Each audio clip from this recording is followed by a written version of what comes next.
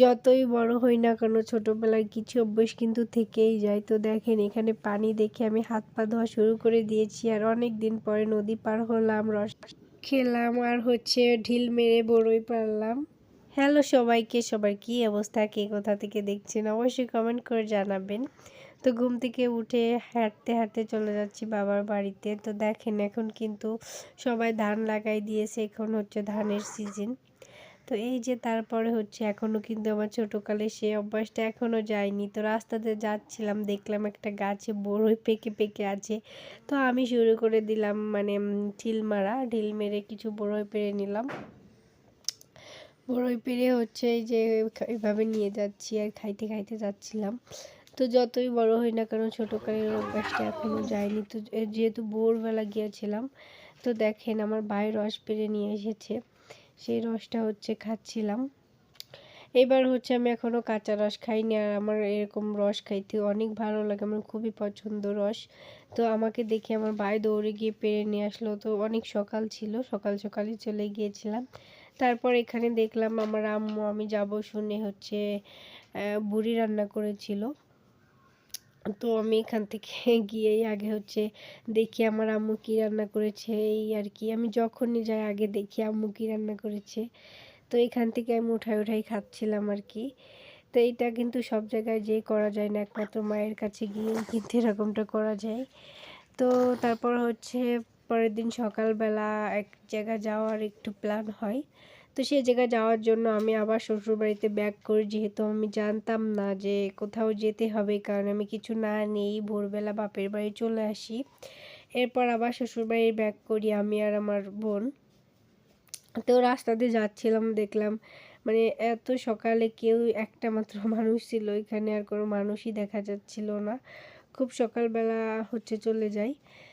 তারপর যে এখানে দেখলাম এক মানে কি বলে, এইখানে অনেক গোসল করছি, এইখানে না মানে এরকম যেখানে পানি বের হয় তোমাদের বাসার পাশে। ওই তো আমি সকালবেলা যেহেতু, তো এখানে একটু হাত মুখটা ধুয়ে নিচ্ছিলাম, ভিজাই নিচ্ছিলাম।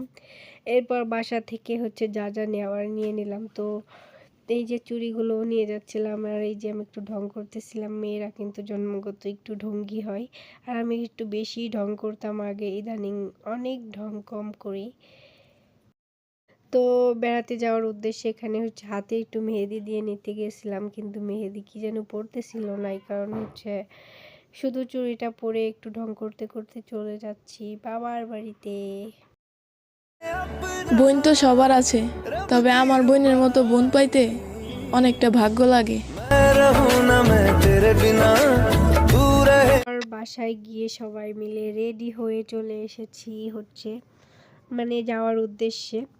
তো এখানে যে সবাই রেডি হয়ে গিয়েছে, এখানে কত যে এসেছি ছোটোবেলায়, এখানে বেশি মানে প্রতিদিনই প্রায় আসা হতো, আর এখন অনেক দিন পরে যাচ্ছি। এই যে তারপর নদীর কিনারায় চলে এসেছি আমরা, এখন ওই পাড়েতে যাব।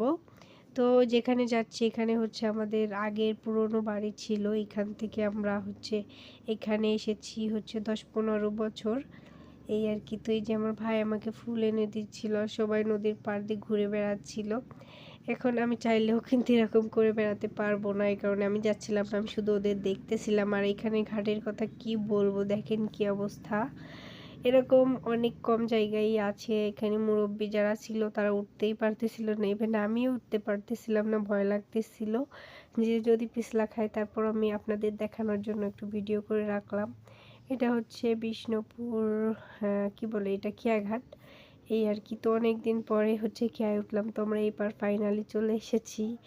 তো আর এই যে এখানে আমার আব্বু দই মিষ্টি নিয়ে হাঁটতেছিল, যে আমরা যাচ্ছিলাম আমার আন্টিদের বাসায়। তো প্রায় চলে এসেছি।